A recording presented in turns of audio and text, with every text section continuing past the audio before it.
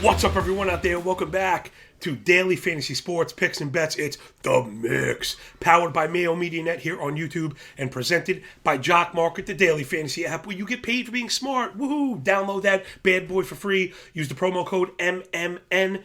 They're going to match the first $100 for free. If it's free, it's for me. And this is the show. If you haven't signed up yet to use that promo cash, we are going to get paid in the shade, laid like an egg. It's your host, the big dude with the big mouth for the big apple, Big Johnny Stud, back in the chair as always, baby. We are jacked up as always. Please rate, review, and subscribe to the audio-only pod. I'm going to wait a minute to ask you for that cartoon finger because I'm about to earn it. I've been up before the crack of dawn to bring you this, the fastest show in NFL absolutely anywhere. And this weekend show is the craziest version of the craziest show absolutely anywhere, man. You take that bad boy to the bank and let's show them what we're talking about to the new listeners out there. Really do appreciate you. You know, the interactions and the feedback that I'm always kind of clamoring and begging for. You know, I take my time to try and respond because it really does mean a lot to me. I wouldn't ask you for this stuff if it didn't mean a lot, and then I wouldn't ask you for your time if I wasn't willing to kind of give you back some of mine, right? This kind of symbiotic relationship that we have. All right, let's show off that brain power. It's the first pillar of profit. It's our blue chip stocks. We're using Run the Sims projection. Get with those men and women over there doing excellent work. These are the highest projected players at each position. Again, brought to you by Jock MKT. We're going to be, doing the Venn diagram, right? Where we're all exposed to all these different formats, different states have different rules, but I like to think this show applies to everybody, but I always want to be pushing that Jock MKT stuff because it's where the money is, right? Without these binary outcomes, all the things we talk about, let's get into it at the QB position. It's just, well, here's the first lesson right off the bat. Why is Jock MKT so much better than conventional DFS? Because you can have a portfolio that is 100% comprised of awesome quarterbacks. Yes, how great is that? And of course, in conventional, you can only play one of them. And if you don't have the guy that goes for the ceiling, you're probably out, right? Like you're out, like you're getting zeros. Where in Jock MKT, you can have, if you have the nut hand, depending on what everybody costs and how you leverage yourself, you may be in the black. So let's do it. It's Josh Allen against the Browns at 24. Hurts right behind him against the Colts at 23. Lamar right behind him at 22.5. Again, we don't want to overreact to a single point, especially for running QBs. 9 yards on the ground for these guys is nothing. 20 yards through the air, whatever it is. So that's probably the big star today is you can get your hands on Allen, Hurts, and Jackson in Jock MKT on a single ticket, right? On a single entry where they all kind of work together. Again, something that you can't say. Then it's Burrow and Fields, the other quarterbacks at 20. Again, Fields just busting up the slate. Atlanta's been really rough. Everyone is chasing. Eventually, that well is going to run dry, except they've really scheduled, right? They're game planning around Fields. A few people picked up on that. I was writing about it early on in the season, my speculator article at The Athletic. The design runs, Chicago was very open about, imitation, right? Imitation being the sincerest form of flattery, watching Lamar Jackson, watching Josh Allen have success, and then mimicking those plays. All of a sudden, you get a dozen design runs every game, and boom, Justin Fields is ridiculous. Plus, he's a human highlight reel. He's the best athlete on the field. He's an excellent runner for like a running back, right? So he'd be like an elite running back, but he touches the ball every time. Gosh, man, this is crazy. The thing that I really liked is, well, we could talk about it later, is his props are so low for passing, right, expectedly, but you get crazy odds, and Atlanta's pass D is really the worst part of that. So I always think Fields is going to get there, but will this be the week he doesn't? I don't know. Again, I like that in Jock MKT, you could just get a piece, and if he goes off, that will help to float the portfolio. Whereas in conventional, if you don't have Fields and he goes off, you're out. So it's pretty much that simple. Over to the running backs. Again, we don't overreact to single points. We do like to look at the tiering, right? The separation, the disparity between these players. At the very, very, very top is Saquon Barkley at 23.7. And then down almost 4 entire points to Joe Mixon again. And it's not to say 4 points is like the end of the world. But you got to remember what these projections are trying to tell us, right, about this median outcome, right? This average that they're expecting. So to have an average nearly 25% higher, right? 4 points on 20, nearly 25%. That's crazy, right? That's the thing that you have to just totally circle. And I know Barkley's projected IPO is in the double digits. This might be one of the times it's worth getting it because of his usage in the pass game and the run game. It's just everything you could want from Barkley, and they're just not afraid to go to him over and over and over again to seal the game. The Giants, one of these teams that have been okay abandoning parts of a balanced strategy. And that's something that we've seen in the NFL, one of these old schools, like, you have to run the ball. And I'm not saying I don't want you to run the ball. It'd probably be my first instinct. I'm a conservative kind of guy. But it's more about, the NFL is more about adapting to the change and maximizing with what you got while exposing the vulnerabilities of the defense, rather than, I do this well, so I smash that idea, right, ramming your head into the concrete wall. Not always the best answer. I have some scores to prove that one. All right, so like I said, it's Mixon at 20, then Ramondre tied with Mixon at 20. Now, again, I must sound like a Jets homer. I'm short Stevenson. I was talking about that. Now, you can't short beforehand. You have to wait for it to open. So if you are late to like the IPO, maybe shorting is the thing for you, and you just kind of call BS. Listen, Ramondre, awesome. The workload for Ramondre, awesome, right? So this isn't really about disparaging disparaging the player or the man whatsoever. The Jets defense has just been ridiculous. 16 points a game, 4.4 yards per play. I think those are top 3. It's just they've been excellent. Top 5 in yards before contact per rush at 1.4 yards, meaning the Jets are getting to the running back as fast as anybody, allowing 4.36 yards per running back carry. Those are the kind of things that you short for. The Jets defense has been awesome. The Patriots offense is kind of in disarray. Again, man, I must sound like a Jets homer. We got to get me and Anderson together, right? Let's get the foam Jets helmets on and do this thing that we do. Me and you, the Core Stats crew. But come on, if there was ever a time to believe in the Jets, it'd be right now, because the defense is so very good, and Ramondre is the only playmaker really on that team that'll scare you. Then it's to Kamara against the Rams. The Saints have a few more injuries on the offensive line. Every time I seem to chase them, I get stung. But then you kind of wave your right hand in front of your nose, and they end up being good. The Saints do have talent. The defense is also good. The Rams offense is the single worst unit in the game. I like to think, right, the Saints just got stymied by Pittsburgh, whose front seven is a lot better than the Rams right now. I know the Rams have the single best piece, but outside of that, it's not like it's been great for them, and that's a fact. We got to be careful kind of chasing, right, the name value. Rams defense last 4, good against the rush, not great against the pass, but teams are kind of funneling that pass. I'm seeing it now. 26 completions per game. 26 completions a game, 250 yards per game. That's against the Rams. The total against the Rams for running that I was looking for has been low, so I don't want to misframe that, but the attempts are so very low. So when a team is only attempting 21 attempts per game over the last month, the totals, of course, are going to be low. Not the average has been great, but teams have been able to pick on the Rams pass D. To Kamara, because Jock Market includes pass work, we've seen him get that. So I think that elite usage is going to return. And again, I'm somebody that touts usage, right? I think that's the one thing coaches can't hide from us, is how they act in the field. But Kamara was just getting crazy workload, and then it kind of tailed off the last 2. But again, it was Baltimore and Pittsburgh. I don't know, man. I don't think...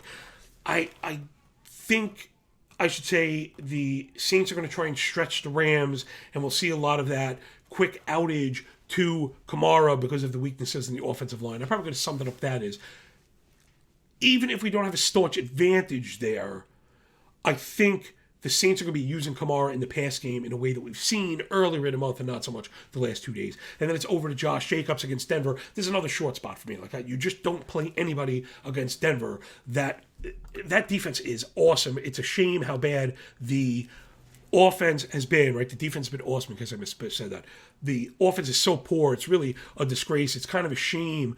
Denver Bronco defense last 4, just tops across the board. How about this, allowing 291 yards a game, 4.9 yards per play, 0.14 defensive EPA per snap. Those are all top 3, allowing 22 yards per drive. Opponents only scoring on 27% of their drives. I mean, they are just killing it, and the pass defense is sick. These look like rushing allowed numbers. 154 pass yards a game, just crazy. Less than 10 yards per reception. Those are all like top 2, top 3. Denver offense is really, really good. Plus up front, it's a shame that the offense hasn't been able to give the defense the ability to kind of pin their ears back. That's been the real shame. The Denver Bronco offense kind of stinking. So I guess in that case, Jacobs stays relevant, though he catches passes throughout. I'm just not really looking to test the defense. He's going to be very expensive, Jacobs, in Jock market at least. Over the wide receivers, let's kind of blow through this. Diggs and Jefferson, the only players above 21. Amon-Ra St. Brown, rounding out the only players above 20. And then at Devontae Adams to 16. I'd be short him against Sartain, who's just made mincemeat of everybody. I think Adams actually I think he had some grabs, but I don't think he did any kind of damage. That's been the real thing. Sartain has been ridiculous. Again, I mentioned those pass stats just off the wall. Yeah, Adams did have a little bit of a game. 9 grabs to 101 is really good. I think they had to move him around to get there.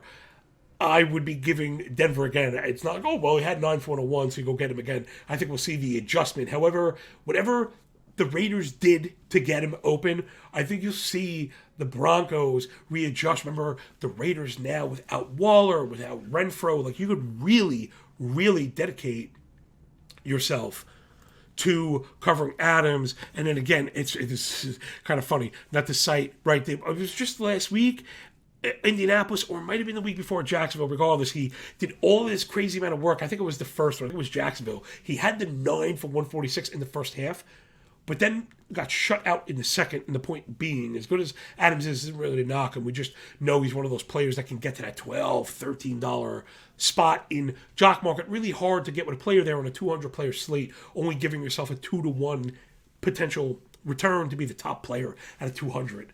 You'd be much better off at that point playing his prop all the way dialed up, right? Because if you're going to be the top player on a slate, it's going to take you 150, 160 yards. And if you bet the 150-yard prop, it's probably plus 600, plus 700. So again, never to mislead people, but always to think about the 3 pillars, right? Those things we're always talking about. Remember, any 2 points make a line. It's a third point in a line that validates. So I love to work in threes.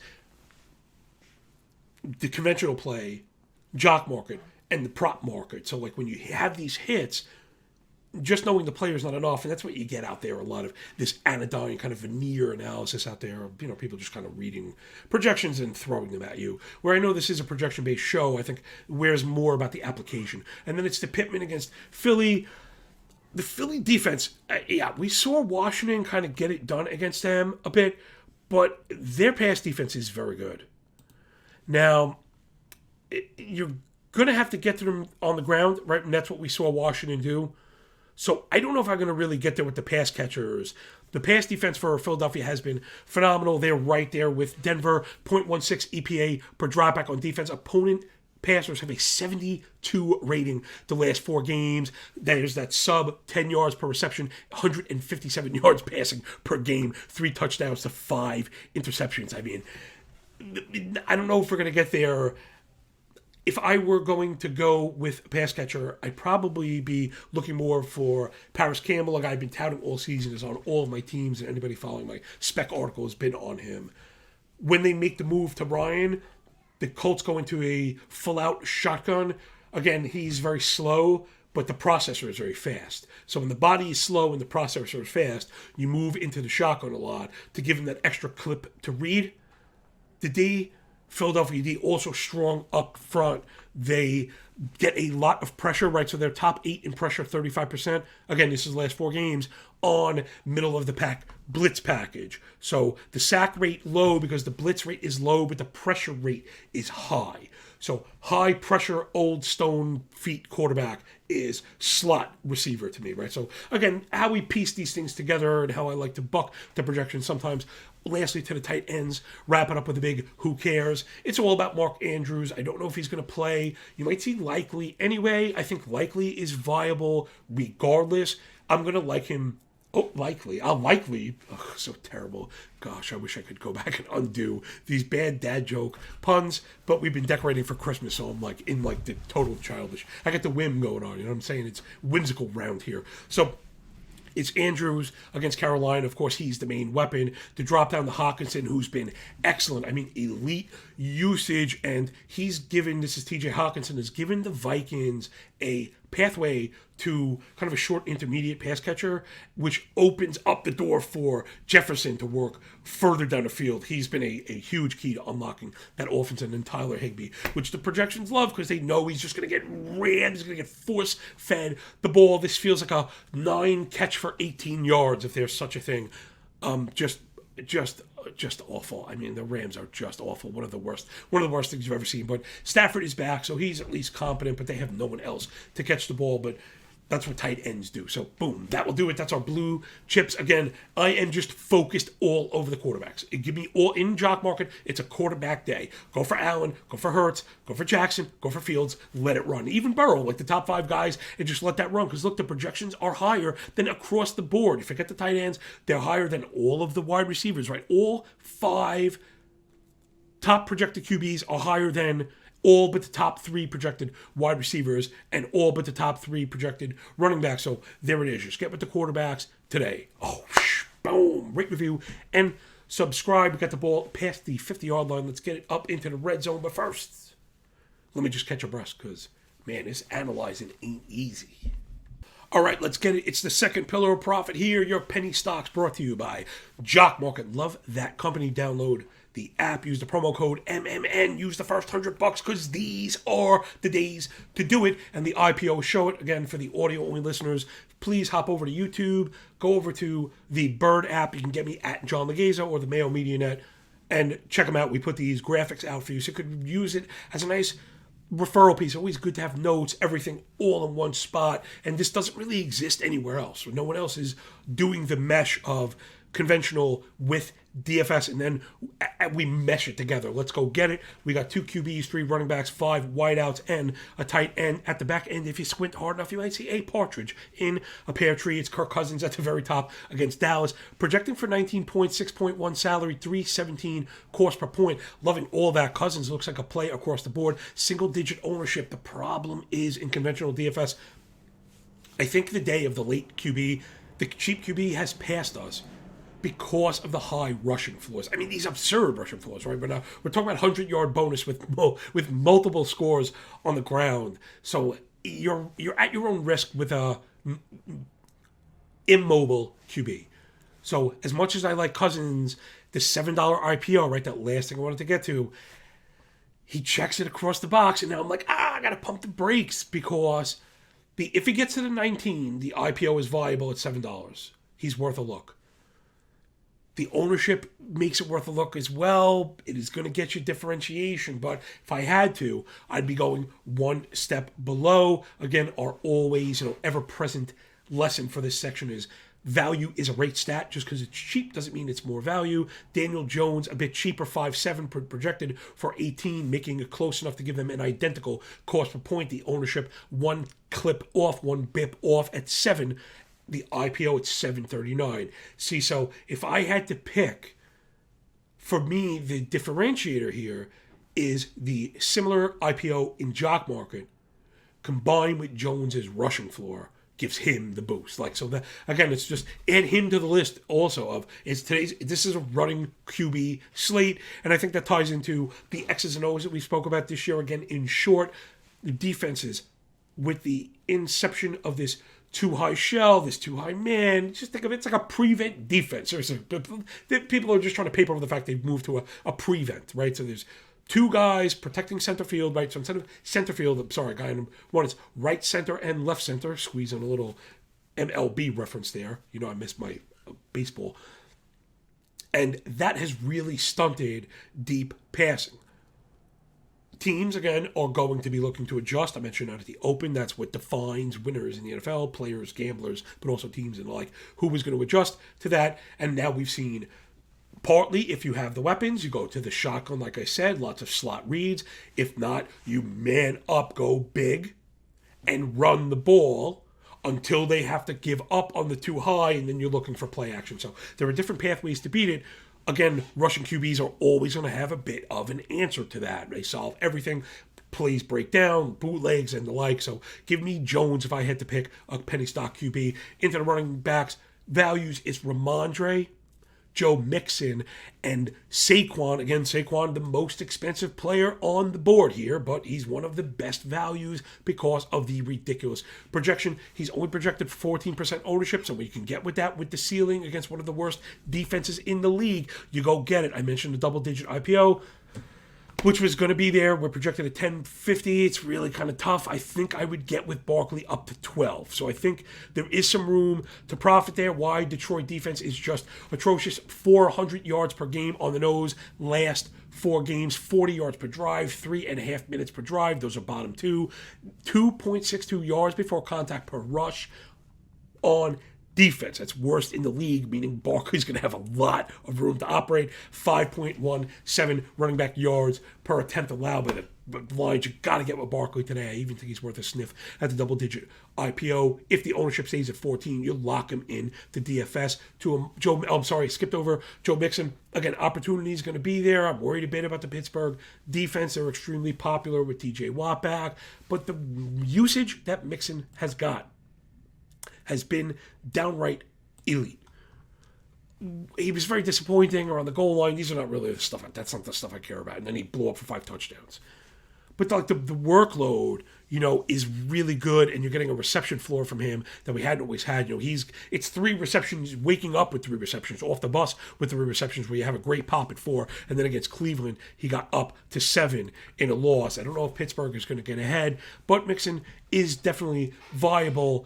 I would rather go with him as the mid-price guy, pay up, than get with Stevenson. Though Stevenson has the better cost per point, I'm expecting a lower projection. Turning down the dials changes all the math, and that's why I like to give you all those things. Wrap it up with Stevenson, 650 IPO, Mixon, 733. Those are close enough. I'd rather get with Mixon because I think there's a chance where Ramondre just gets shut down. I know he catches balls, but man, there really is a chance the Jets just sit all over the Patriots.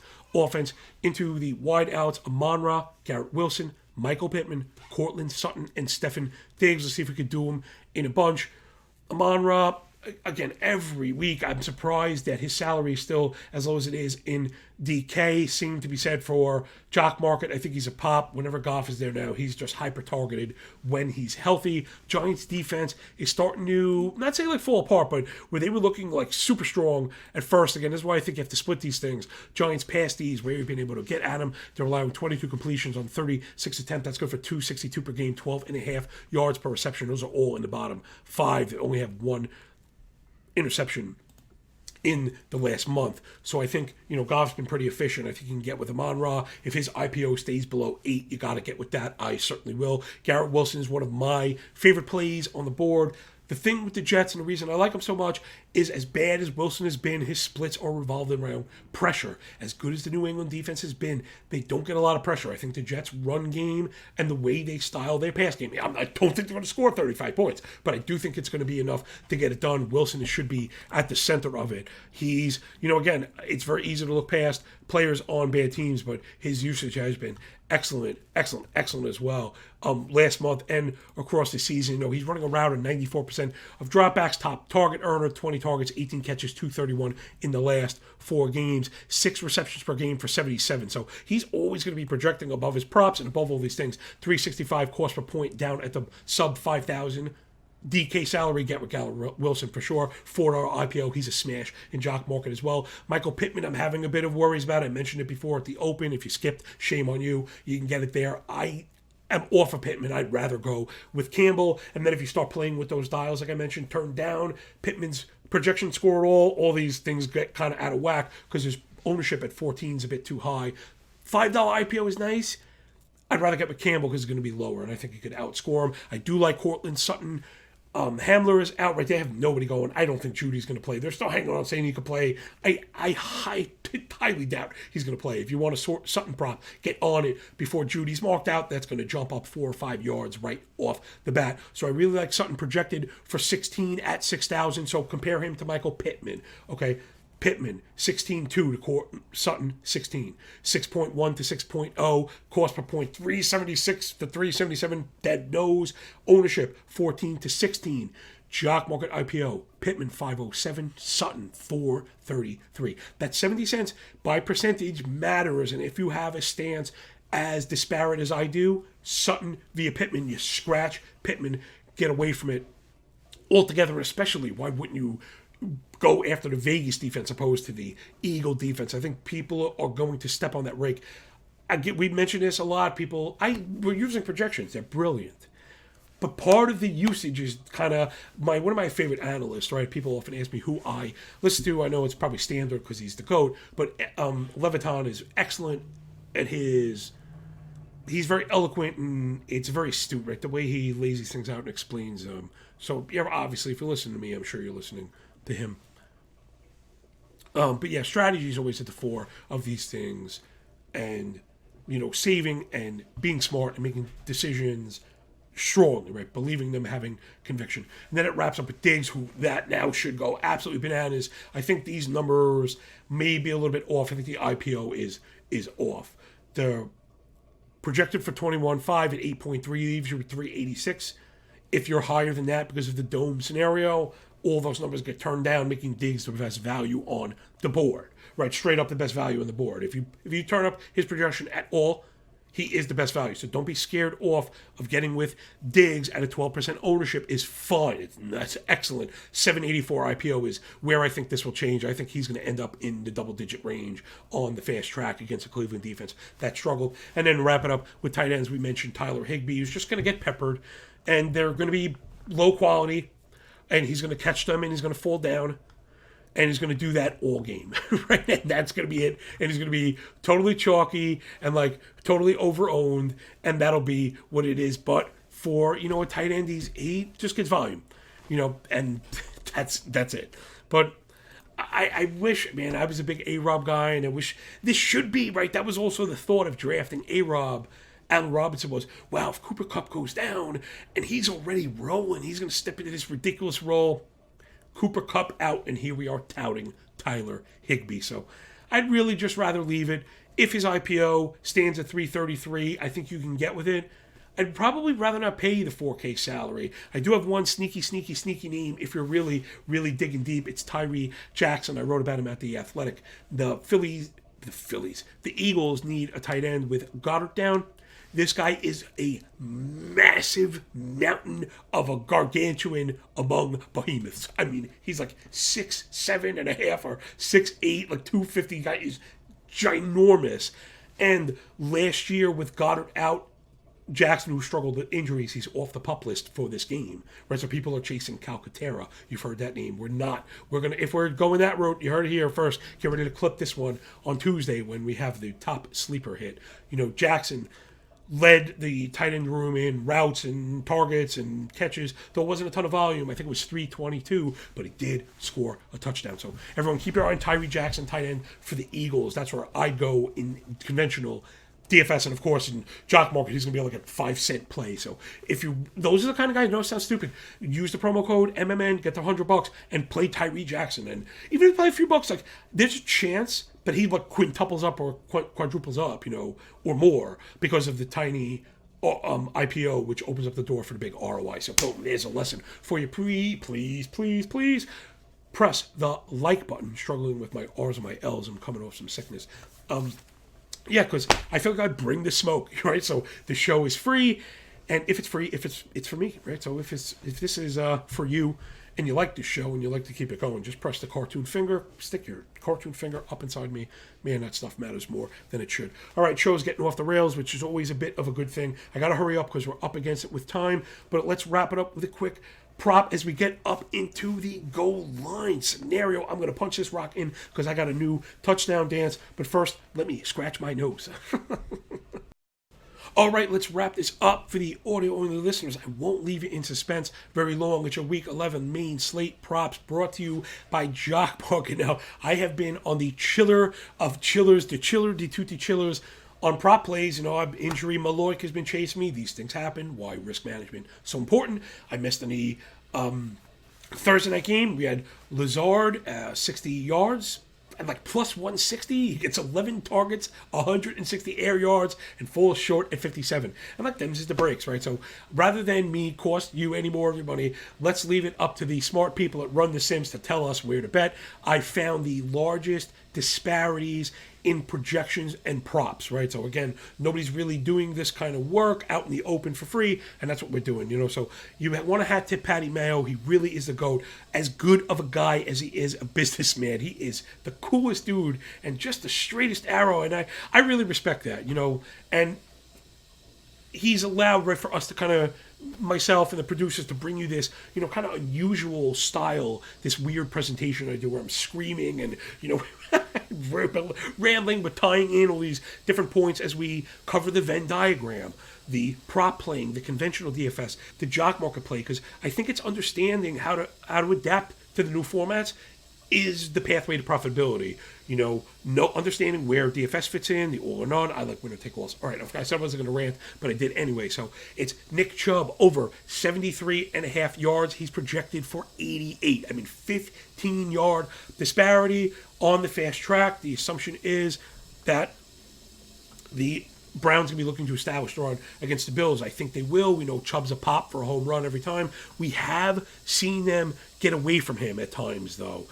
So it's weird, too, because it hasn't been a Kareem Hunt thing. Kareem's Hunt usage is just driving people crazy. He's had, 7 touches or less 3 of the last 4 games. The thing with Chubb, again, they'll just get away from it, right? We've just seen it happen a few times against New England, 12 for 56, against Miami, 11 for 63. Again, not like these things are terrible because he generally ends up in the end zone, but 15-yard disparity, definitely worth looking at. Miles Sanders is the next one. This is the largest one on the board. Sanders prop is set at 59.5. He's projected for 80. I mean, I don't know how you get away from that, man. 21.5 yards. Philadelphia's used him. I guess the market's fear is the Hurts running, but the Hurts running has not been as prolific as you think. All right, so 9 attempts in 2 of the last 4. One of them had 6. He's topped out at 28 yards. Like, Sanders is the low. 17 for 93, then dropped to 12 for 54. Before that, 9 for 78, 18 for 71. I mean, he's getting a load.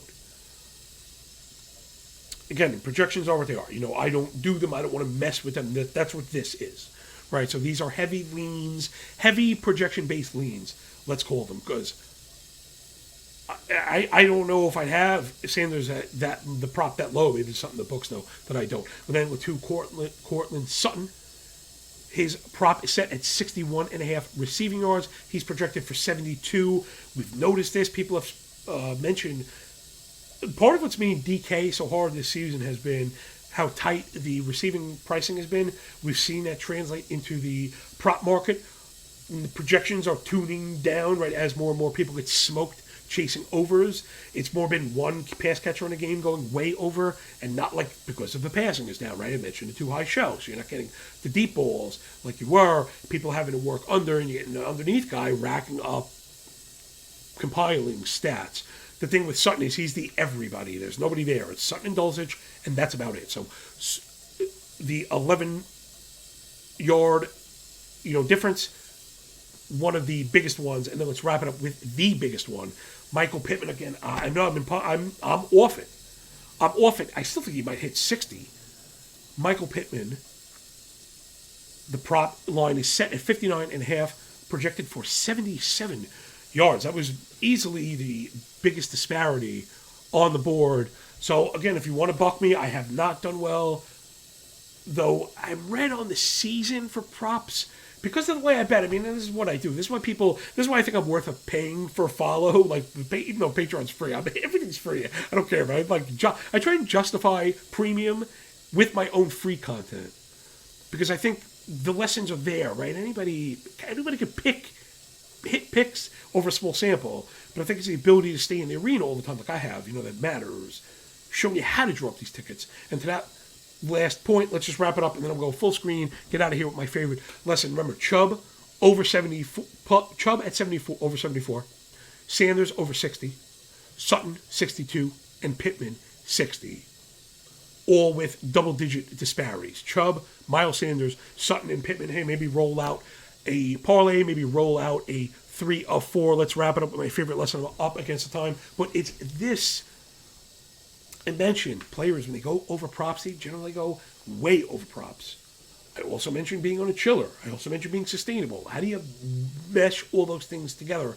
I believe in the prop market. The key to edge is using alt plays because the odds are not in line with the odds of it happening. Most people just look at the regular prop, taking minus 112, minus 120. Now, some of these standard, quote unquote, get up to minus 125. Now, once you get to minus 125, you have to hit way more than 50% of your bets. It's hard to do that. If you take the same players, go to the next level alt prop, my contention is, given the increase in odds, the amount of times you miss getting middled, right, hitting the standard but not hitting the alt, does not make up for the giant jump in odds. So, now again, if you wanted a round robin or parlay, you parlay the tighter props. But this is for more single series players. If you take those same 4 players and go up to the alt prop, they'll all be in the plus odds. You only need to hit half your bets, man. And you did really well. Again, that's a funny part. Hit half your bets and you do really well. It's not like, oh man, if you hit half, you break even, get out of here with your, arse intact. No, you hit half your bets, you did awesome by ROI, by percentage gains. And if you hit 3, you did great. If you hit 4, you smashed them. Opposed to, if you played standard, you hit 2, you're a loser. Opposed to being a nice winner, right? You need 3 to be a winner. So if you're going to play standard props in sets of 4, shouldn't you play them in a round robin 3 or 4? And I know I have very smart people push back. No, you need to play straight because you can. This is where this is another episode from the day where this is where I buck the more established betting community where we are not in line is this ability to determine the better odds. Like, well, I've determined that this has a 65% chance. No, it doesn't. No, it doesn't. No, it doesn't. I just don't think it does. I think everything is pretty much 50-50. Once the game starts, it's pretty much 50-50. And, whatever, that's served me well. But, again, maybe it's not for everybody. I just don't like paying juice. I'm really cheap. And I found hitting 50% of my bets and making money is right where I want to be. Let's leave it right there, everybody. That will do it from here. Us here at the Mayo Media Net, please rate, review, and subscribe to the audio-only pod. Download the Jock Market app using the promo code MMN. That first $100 is more than enough damage. Go back to the penny stock stuff. If you're getting players, $2, $3, remember you do get $1 back on every single share. That $100 is not just like, oh man, I'm going to get one shot and have to make it work, and then you're using your own money. You don't have to use your own money. Use their money. Okay, that's my advice to you. Learn how to make money with other people's money. This is a way to do that, and I'll walk you right through it. I've had the sharper followers, ask the questions, and I'll put it out there, or I get to people, and I'll show you my tickets and how I build them and stuff like that. This Sunday, I'm not on the Athletic Q&A. I'll be around all Sunday morning in the War Room at the desk answering your questions. So hit me up, tag Patty Mayo on Twitter. Let him know how good of a job we're doing. Rate, review, and subscribe. Get up in the comments. And man, that was absolutely awesome, wasn't it? All right, I catch you on the flip side. Remember, when you work this hard, when you are really, really at the grindstone, it feels a lot less like luck, yo. Peace.